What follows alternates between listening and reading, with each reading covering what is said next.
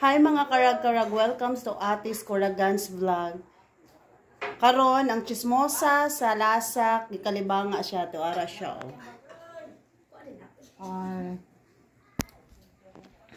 Hi mga karag-karag, welcome back to my vlog. So, luya ang kalag ni Kuragan for today's vlog. So, ito yung mga in-laws ko.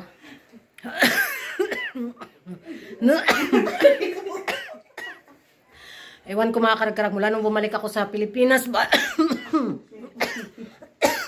Yung katawan ko siguro naninibago, kaya non-stop ang ano, sakit, ubo, sipon, tapos after that, kalibangan na po sa Kuragan.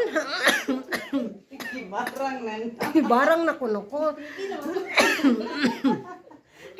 So ito nga mga karag-karag, laban tayo para sa ekonomiya, no? Pag chismosa ka, laban jud. So, ito na nga mga karag-karag, ang mga latest na mga chika na pinag-uusapan, na mga active na mga chismosa sa social media. Uy, nalong jud ka, ayaw nga akong matao.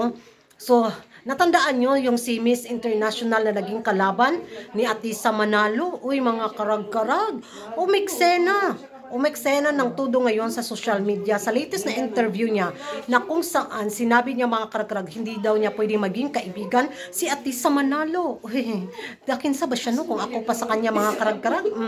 Kasi nga mga karag-karag, dahil nga doon sa, di ba, sa isang speech yata ni Atisa Manalo tungkol sa, hindi ko kasi birthday, may pa-birthday. Yung video nakita nyo ngayon, hindi ko lang siya malagay dito yung pinag-uusapan nila mga karag-karag, kasi may music, makapiright si Kuragan. Pero base sa mga translation, nako, nairita jud ang dating Miss International Queen kay Atisa Manalo pala. Dahil nga doon sa ni Atisa na kaya daw natalo si Atisa Manalo kasi hindi niya birthday. Uy, si Miss Venezuela, pa-eksena na naman para mapag-ingay yung pangalan niya. Ang tagal na nun, may himutok pala siya. May hinanakit pala siya kay Atisa Manalo. So, sabi nga nila na kahit daw joke-joke yun, nasaktan daw si Miss Venezuela, si Miss International. Ay, ambot lang mga karag-karag, ganun talaga yung mga padrama, mga pa-eksena, bitaw. So, ewan ko sa inyo mga karag-karag kung ano yung magiging reaction nyo ngayon sa mga latest na chismis tungkol na naman dito sa International Queens na may hinanakit sa ating Reyna na first runner-up.